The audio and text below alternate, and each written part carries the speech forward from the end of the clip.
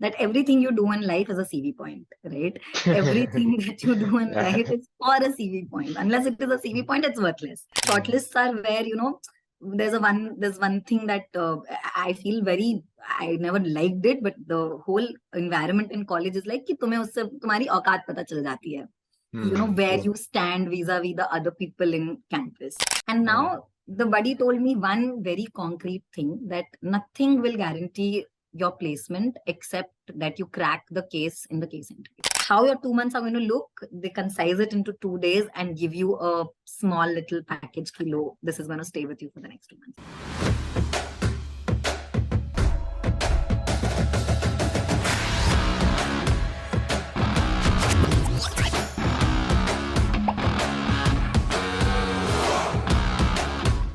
Hello and welcome To PPO Journeys. I am Manas Sathe, a chartered accountant, MBA from IIM Indore, and now an incoming senior associate at BCG. In this series, I will host achievers who will share stories on how they secured their internships and bagged PPOs from some of your dream recruiters like the MBBs, Google, JP Morgan, Unilever, TAS, ABG, and many more. So, let's jump right in. Today we have with us Kajal. Kajal is a BBA from Christ University. She then worked at DE Shaw for about 3 years, then got her MBA from IIM Bangalore. And she's also a fellow incoming senior associate at BCG. Welcome, Kajal. We are absolutely stoked to have you here today. Thank you so much, Manas. Even I'm really excited to be a part of this conversation. Kajal, why don't you tell us a little bit about your MBA experience? Why did you decide to go for MBA? How did you get in? How was life on campus? And what's your retrospective thought on how it went? I did a BBA from Christ University, and then I worked in the financial operations sector of DE Shaw. And after working for 3 years, I kind of realized that my business acumen and my business knowledge never really got the fuel to the fire that I wanted it to get.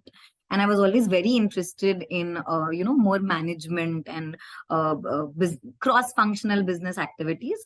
But my job did not give me a lot of flavor of that. My 3 years of work experience was more on the corporate side, where I was doing more of financial operations management for the company. At that point of time, I thought that it was the right time in terms of, where I was in my career, that I wanted to do an MBA to explore the cross-functional things that an MBA would offer, and also to broaden my network and to broaden my whole understanding of how business works and how networking works. And now in hindsight, like you asked, of course, the two things that I wanted to achieve from this MBA was, I was lucky enough to have it.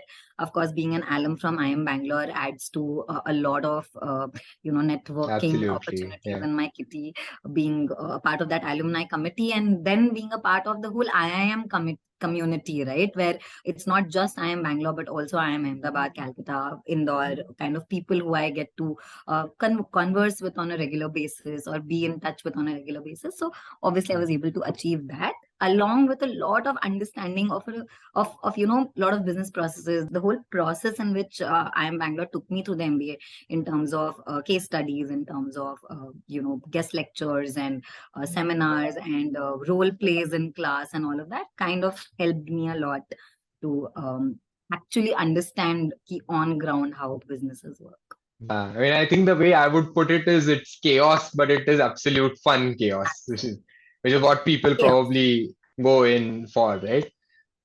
Awesome. And I think in that, the very first step once you went in was worrying about summer internships, right? Absolutely. The the patient first that actually starts even before you set foot into a B school. So why don't you tell us a little about your journey on how you prepared for summer internships? I think the first step of a summer internship is your resume preparation phase, right? And when your resume preparation phase conversation comes up, even when I had just joined IIM Bangalore, I was having a lot of mentorship calls with a lot of seniors, some that were assigned to me by IIM Bangalore, some that I had reached out to on my own. And I used to keep asking all of them, now that I'm joining, what do I do about my CV? What do I do about my resume? Whatever I have done so far is already done.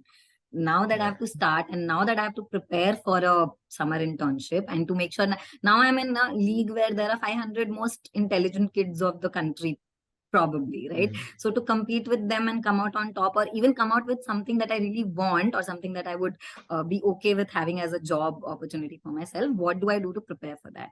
So the first thing that came to me was that initially you are not supposed to do anything, right? So my seniors always used to tell me that just make sure that you remember everything you've done so far.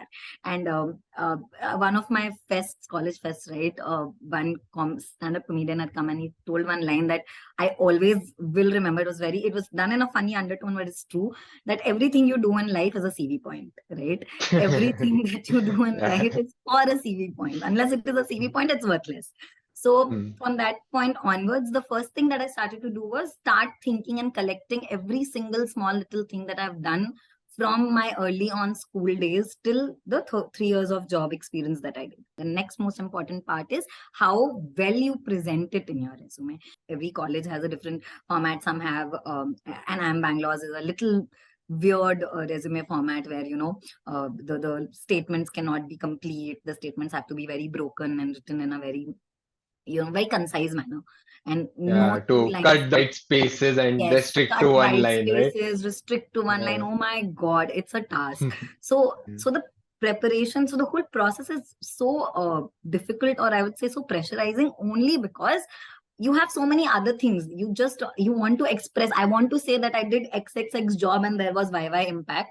But the manner in which you say is also very important. The job doesn't have to be the hero. Your presentation has to be the hero in your resume, right? And then not just that, then you're, ordering, you're sequencing what comes first, what comes later. 10,000 people that you will interact with will give you 10,000 inputs, right? Someone will say, no, a recruiter will run your CV through a software and do something. Or someone will say, a recruiter will just see 5-10 points in the top and see, your academic record is good, first few points of your PORs are good, and they will move on. But that's not true, right? Anything and everything, you should take it with a pinch of salt.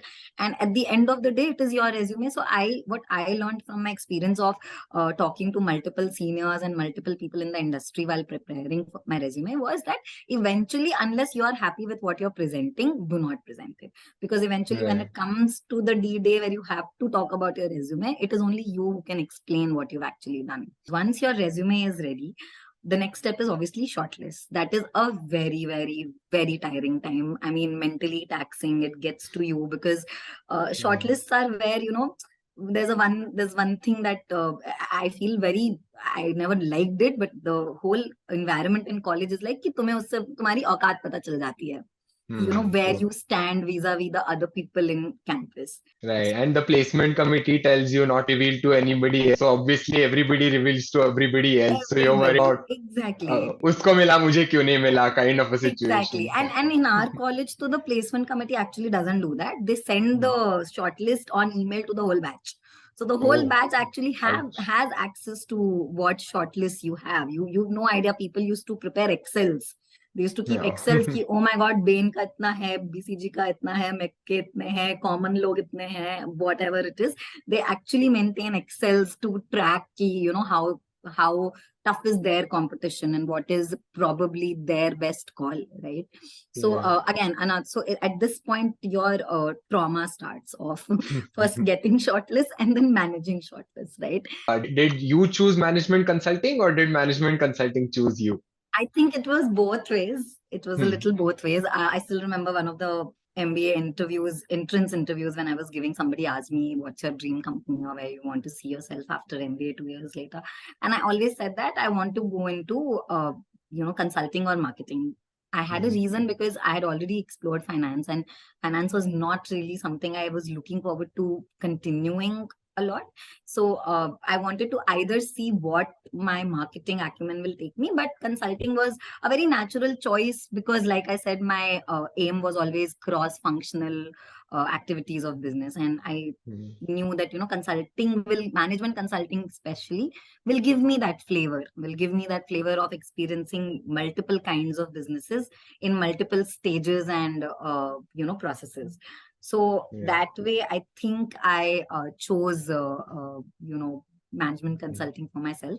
And via shortlist, I think management consulting chose me as well. Because very clearly I was getting a lot of consulting shortlists from day one. Finance shortlists were there and zero marketing shortlists, by the way. So how did you go about preparing for BCG? What is the interview structure like? Maybe we can start there. The interview structure is for all consulting firms. It is similar for BCG. It's a case interview, right? The one thing that, so in terms of the process, if I shall go 2 steps behind and talk about the process, the moment you get a shortlist, you also get buddies assigned from the company to yourself, right? Right, and a wonderful gift hamper. Wonderful gift hamper, wonderful dinner that comes to your room all the way, served from a very good hotel, and a very good buddy also, wonderful buddy who's basically supposed to be your mentor, right? So this one PL from BCG had given me a call and he told me that, okay, this particular person is now your buddy. And Abhi, how do you define a buddy? This person is going to be there for you for everything. You want to talk to him about when you woke up, when you slept, what you did, where you want to go shopping. Your boyfriend is not talking to you, your girlfriend is not okay with you. You don't want to drink in a party, your party went wrong. Whatever you want to talk about, your buddy is there for that purpose, right? So use your buddy as your best friend for the next 2 months, because this person is actually assigned to make your life easier through the process. And I would say touch wood, and I would say that I was very, very lucky that the buddy that I got from BCG was an amazing buddy. We both are best friends even now. I was talking to him yesterday also. Very, very amazing person. He completely took over my placement responsibility upon himself. And now the buddy told me one very concrete thing, that nothing will guarantee your placement except that you crack the case in the case interview, because everything else will not matter when you are sitting in front of a partner during the interview. The partner will only and only look at how you kill the case that he has given you.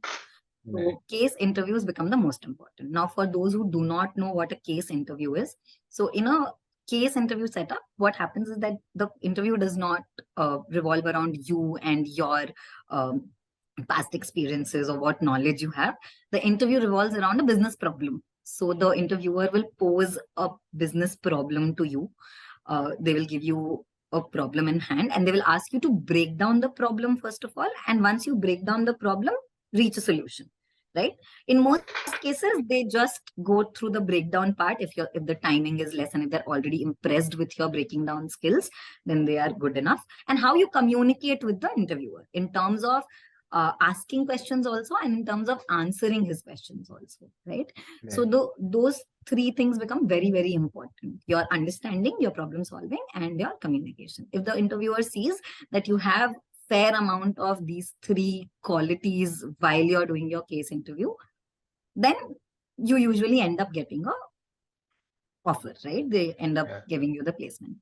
Most of the times what will happen is if they are not very convinced and they think that, okay, you have potential, but because again, like I would say, one thing that we always were prepared for is you could be a master case prep person, master case interviewee, but you could have a bad day on the day of the interview, right? Absolutely. Where your case could just be something that you probably didn't think before, you probably didn't prepare before.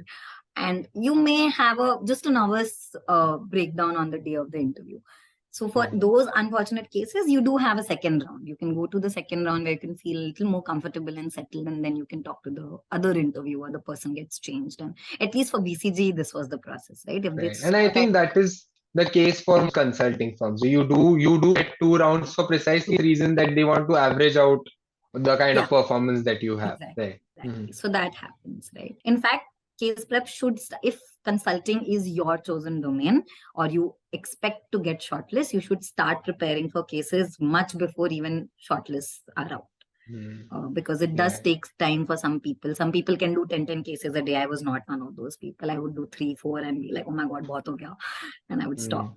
So you have to plan it according to your own mental bandwidth, how much time you can spend. Again, MBA doesn't stop, your classes don't stop, your assignments don't stop, your midterms don't stop, everything keeps going on, and you're still preparing for, your summers. So to Right. balance it out, you have to spread it out over a long period of time so that there is consistency in your preparation. I have to point this out, right? This becomes a very competitive and pressurizing environment because, say, for example, if 5 people come and tell you कि oh मैंने 100 cases कर लिए हैं, it will put a pressure on your head saying, oh my God, I did only 20. But my word of advice over here is that if you did those 20 in depth and you covered almost all bases that you were supposed to cover with those 20 cases, you are good. As long as Yeah, it builds exactly. your confidence, if 20 cases builds your confidence, that's fine. If 100 cases build your confidence, that's fine. Some people were doing it just for fun. Maza aata tha unko karne mein. Okay? It was too much fun for them. They'd gotten really good at it. They would solve a case in 10 minutes and be like, oh, I'm done. So next case now. For some people, it's difficult. For me, it was difficult. I used to take my time because I used to get very deep into it. And so I used to take my time. I used to take 20, 25 minutes to solve every case. So for me, it was not fun. It was not fun to solve 10 cases a day. So for me, it was more like my understanding should be very spot on. And also, I think with respect to consulting, there are many frameworks, right? There's profitability, growth, mergers and acquisitions. Then something that is called as unstructured or residual cases, all of that. So Unconventional. unconventional cases. Yes. So, how did you go about understanding these frameworks? What were your sources of reference for looking at practices and frameworks? To break it down, first of all, we used to get a very good support, resource support from IIM Bangalore. We have a club in college dedicated specifically for doing this, and they used to share all kinds of resources with us, ranging from the case books of different colleges, not just IIM Bangalore's, but different colleges' case books. They would share with us. They would share with us the first basic theory of case prep. So the first step I did was go through the first theory of understanding what is consulting, what kind of cases, what do you mean by a case, what do you mean by a problem solving, what do you mean by framework. I mean, all these terminologies. First step is that you familiarize yourself with all these terminologies and what is involved in that. Once you do that, then you start reading cases. So what I used to do is I used to do cold reading of cases, 3-4 cases a day, just to see what. And these case books that I'm talking about, they have the cases written in a very conversational manner. So these cases Exactly like the interview interviewer, one. interviewee, Question answer. question answer format. It's written in that format, so it's very easy to understand. Oh, the interviewer asked me X, and then the person answered Y, and why the person answered Y. Then you're able to think. So I initially, when I started with a very cold reading of cases to understand what I'm getting myself into. And then with the help, obviously, for me, it was difficult to start it on my own. So I started my preparation with the help of my seniors. We used to have these sessions, okay, that my college used to organize for us, where they used to talk to us about these frameworks, like you said, right? So we used to have one session each for each framework, for profitability, for growth, for market entry, for unconventional. And in those sessions, the seniors talk to you about what exactly it means, what a profitability case means, what all kind of cases can come under this framework, and which kind of cases will you apply which framework to, right? So those kind of introductory understanding you get from when you talk to seniors, when you talk to people who are already in the industry, when you talk to your buddies, right? And then starts the preparation. I do not know how it works in other colleges, but in our college, what used to happen is that we used to be a group of 3 people. And the 3 of us used to do case prep together. So we 3 used to be like one interviewer, one interviewee, and one observer. And we used to take turns being each role, right? So in that case, you get an understanding how will you ask a question, how will you answer a question, and how will you observe. When you used to be an observer, you would see what is the mistake that the other 2 people are doing, or how better they could have done it, because you have the access to the case. So I realized that, okay, this works for me, and it probably wouldn't work for you. So, you have to take it again with a pinch of salt and make sure that break it down in a way that is simpler for you, because on that day, on the day of the interview, you will have 5 things to do together. First, he'll just give you a statement. So to figure out which framework you have to apply, how you have to apply, not all concepts are important, right? If someone is asking you only about geographical expansion, you have to first think whether asking about, market size product is important, but whether asking about competitors is important here or not. Whether asking about past profits is important or not. So you have to think. You can't just ask redundant questions to the interviewer. That will be a negative mark in your kitty. So it Right. I has to think be in very MBA chart it is called force fitting the framework. So force fitting the first framework. you're taught Exactly. framework, then you're taught not to use the Not framework. to use the I mean, I framework. think the general idea is that the framework has to be thing that you are comfortable with. The framework Exactly. is made for you. You are not made for the framework. And you did all of this preparation. You had the COVID version of networking dinner delivered to your room. And then finally the day of the interview arrived, right? So what were your interviews like? What was the process? What were the shocks and what were some of your takeaways? Again, Manas, I think I'll say that I was very lucky in terms of my interview, that my interview was a quick sale. It Mhm. didn't have any hiccups as such in the morning. So you have panels in which you get into the interview room. As soon as my turn came, it was online, of course. So in an online setup, it's very different from what the real pressure probably is. I will never know, so I wouldn't want to comment on that. But for me, it was online. Still, I was super nervous. I didn't sleep the whole night because I was very, in this thing that I have to say everything right. So I was very worried about saying the right things. So the first thing that happened, I was very lucky that the partner came in and he eased me into it. He spoke to Mm. me about whether I had breakfast or not, how my day was last night, how was it. And now that I'm, the last 2 months of ordeal is over and today is the D day, whatever happens will happen. And so he eased me into that, and then he started Mm. the case. Then there was no idar udar ka time pass. He directly, jumped into the case discussion. He's like, let's just talk about the case. So for me, it was Mm. very smooth sailing. Like I said, there was no framework that I could readily apply. So I tried to come up with a structure of my own. He appreciated the structure. He asked me very specific questions that, I want you to analyze this part of the topic. I want to analyze these factors and talk to me about those. We did that conversation for about 15 minutes or so, and my interview was over. And I, Mm. again, lucky enough to not go into the second round. Uh, 5 minutes later, my Right. place com rep had come and given me the offer. So, yeah. So my interview Wonderful. process was fairly easy and smooth. Right. How did you think I mean, we spoke about your preparation, but how did your undergrad and work experience factor into this? Were you worried about not being an engineer? This is another debate that constantly happens, right? Yeah, so I think this debate was more when I was doing my resume preparation. That Mm-hmm. my resume is going to be a part of a group of people where they've come from IITs and NITs and all of that. I haven't done any of that, and I haven't been into engineering. So that part or that consideration only comes at the resume prep and shortlisting level. Okay, I don't think that Mm-hmm. factors anywhere into, because again, like I said, that the only thing that guarantees you your placement after you've been shortlisted is your case prep, is your case interview. In my experience, I don't think that I faced any kind of bias that, an IITian or a BITSian was chosen over me because they were an IITian, Right. and I was not from that background. So you got selected to BCG, must have been a great celebration, a great year must have gone by after that. So we will sort of fast forward to the internship. What was your induction like? How were your first 2 days at BCG? What was your impression? So I came in a very scared and very, hyper kid to BCG because, like I said, Mm. no background in consulting, no knowledge of what happens. And I was not very good at making PPTs. Okay. And a lot of people had told me beforehand that this is literally going to be the next 2 months of your life making PPTs.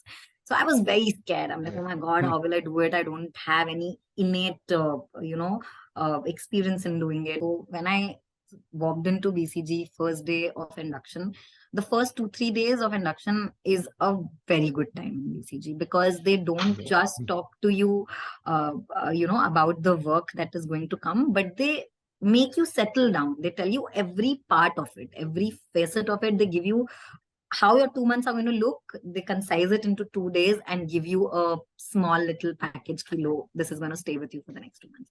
You have a lot of Right. And partners. again, this happens in a very fancy hotel with Very another fancy. fancy gift hamper and Again, very lots glamorous of people out life. You there. are put up in a fancy hotel that you stay in for the next 2 months. You have a cab of office that will always come and take you, so you don't have to worry about Mumbai traffic, Bangalore traffic. No, none of that is your worry. And in the induction sessions also, you will have not just the HR and IT team coming and telling you about the company, but also senior leadership partners coming in and talking to you about not just the work that you're going to do, but also why they want you to do the work. They share the vision of the company with you. They share why they are recruiting you and what they expect out of you. So you have 8 weeks with us. Your 8 weeks will look like this. Your first two Yeah. weeks will be you understanding the problem.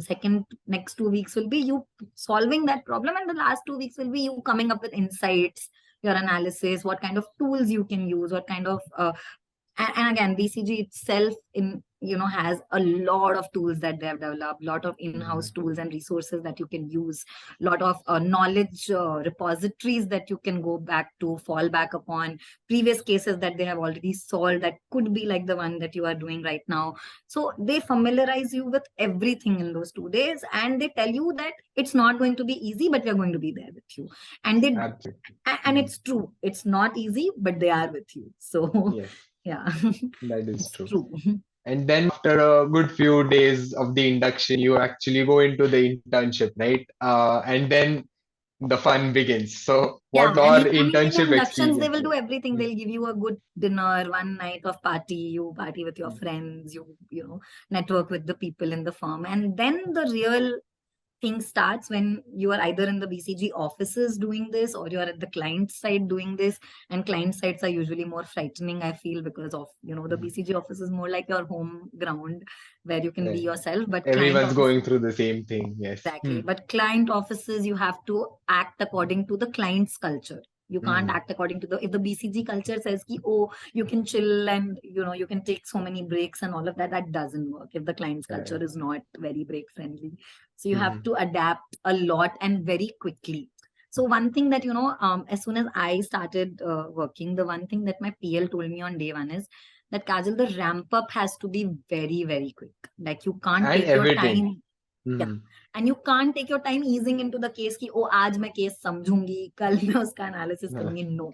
Your ramp up has to be very quick, because in most cases, what will happen is that your case is already going on. And when you're Right. coming in as an intern, you're actually coming into a case which is already going on. A lot of work is already done. And you are coming in to handle one part, which is probably not yet started or half done by someone, and now you have to take it forward. So you can't wait, because the client is not going to wait. They don't care if a new intern came or a new joinee came. They care about their work being done. So you have to meet their deadlines. And again, one more thing that I would say here, could be little controversial, but your entire internship experience is again a sum total of the team that you're in and the client that you're staff. It's Absolutely. if 120 of us were interning together, if I'm not wrong, last year, Manas. Yeah. Ballpark number. Yes. Ballpark 120 of us were there. If you talk to all 120 of us, all of us had a very different experience in the same company, because we had different teams and we had different people and we had different clients to deal with. So you have to It's a be ready for anything that comes your way. And I think that is a key feature of consulting, that you go in advising clients who are experts on something that you are not an expert at, but you have to do it right, which is why, like you said, learning curve has to be very steep. You have very to steep. adapt very quickly. You have to adjust very fast and start delivering value soon. As soon as you do that, that is when your team, the PL partners, probably believe in your ability to actually work at the firm as a senior associate, which is what gives you the PPO, right? So, And to get the PPO, again, you have those 2, 3 most important criteria that you have to meet, right? So right. one being problem solving, of course, that is one very, very important thing. The second is communication, both written and oral. Communication is so many things: how you get data from your client, how you use that data, how much of it is applicable to your or relevant to your project. And then there is the written part of it, that eventually you have to, your outcome, like my cover used to tell me, that IP, our intellectual property as consultants, are our slides. right? That's Right. what you leave with the client and go. Even if it's a 2 week project, once you leave, those slides are what your output is to the client, that they will preserve for eternity to come. So your written communication, your slide presentation, your has to be like on point and very flawless. And finally, client relationship. So not just work related, but also other kind of networking that you do with the client. How it's very difficult, right? BCG has a lot of public sector projects, so it's Right. very difficult to convince and impress clients who are in the public sector, because they don't understand your way of life, you don't understand their way of life. So to have that make sure that they like you enough to trust your judgment, because you're Mm. advising them on how to run their business. So you Right. have Very to true. have a relationship where they take your word for it and go ahead. Mhm. Because if they don't, neither you are helping them nor they're helping you, it's moot point. So Right. And this, all of what you mentioned, actually very true and very insightful. And all of this must have come out of a lot of challenges that you faced along the way of the internship as well, right? So, maybe we can also talk about what challenges you faced and how you overcame them. What kind of skills did you sort of use? What did you do right that ultimately led to you getting the PPO? to be candid, Manas, Hmm. you have known this. I was with you interning. So my first few weeks at my internship were not very great, right? In terms of my learning curve or in terms of my ramp up. So Hmm. the first 2 weeks later, the feedback that I got from my PL and my cover was not great. They Right. told me, they sat me down and they told me that you're probably, and like I told you, I had no idea how to do consulting. So I think I was very overcome with that fear, and they addressed it and they told me that, listen, Kajal, it looks like you are not yet getting a hang of things here. So you Hmm. have to take a weekend off. You have to give yourself a break, and you have to first think about why you're here, what you're doing here, and then you should come back and really work on the project. And Right. so my first 2 weeks, what I struggled with mostly was I understood the problem of the client, right? I just was not able to figure out a way to solve it. Hmm. Why I was not able to figure out a way to solve it is because I was directly jumping to the solution part. That was my Hmm. first biggest mistake that I made. So the Right. first biggest mistake you should not make is to not try to solve the problem. No, First, and try to here let break. me quickly bring out a funny Yeah. thing that we prepare for case interviews, precisely remembering not to jump to the solution and structure well and reach the solution. And then when we go into the internship, we feel like interview to ho gaya. So we sort of throw all of that stuff away and we go back to Yeah. making the same mistakes. I think this is a very All your important point. learnings from interview preparation is over.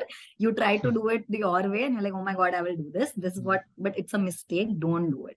Learn Right. that you were taught to do cases in a certain way because that's how it works. That's the reality Mhm. of it.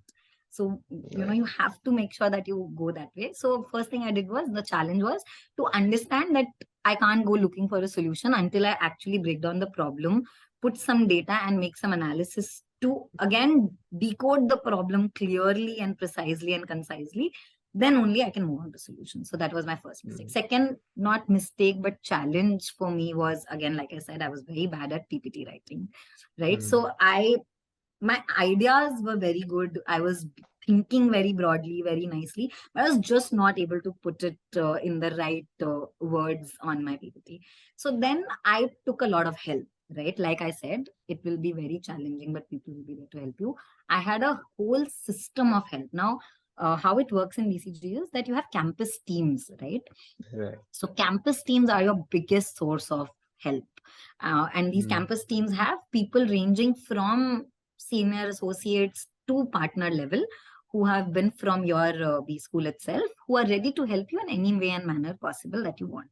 So I reached out to that team for help. I tried to talk to them. I tried to understand ki, why am I not getting the hang of writing a PPT? What am I doing wrong? And they gave me a lot of insights. They talked to me about a lot of frameworks I could use. They talked to me about a lot of features in the PowerPoint macros that I can use to present my information, present my data. They Mhm. taught me the concept of a storyline, right? Like your Right. PPT has to be a story, and everything, every heading by heading in your PPT should lead to something. It should be very coherent. Then I started Mhm. understanding that, okay, it's not just plainly about making slides and putting them together. It's about creating a story for your client that they will believe in. Once I Right. started to understand that, then two things that I worked on very consistently was to ramp up my speed of understanding and delivering output, and to work on my PPT presentation skills. I'm sure it'll be very helpful for a lot of people who are preparing for interviews and also people who end up going into BCG to intern.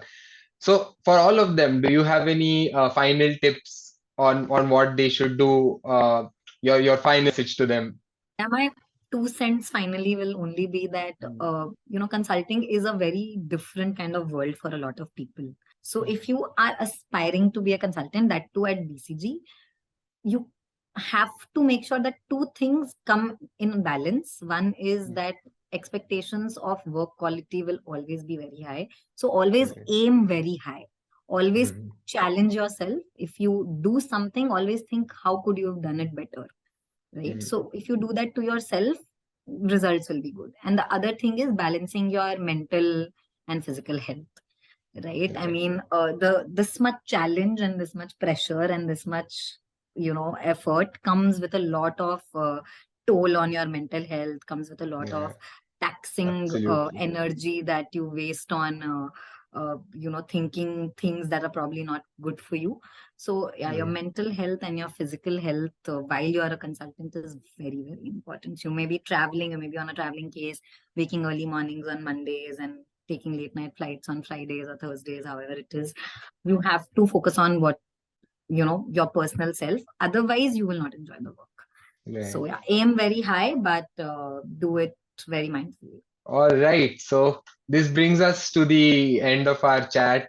Thanks a lot once again, Kajal. Everything that you've today will be a big source of inspiration and, of course, a lot of little tips and maybe a little bit of a consolation for people who are anxious about their summer placements and their internship experience to finally get a PPO. Thank you very much. Thank you so much.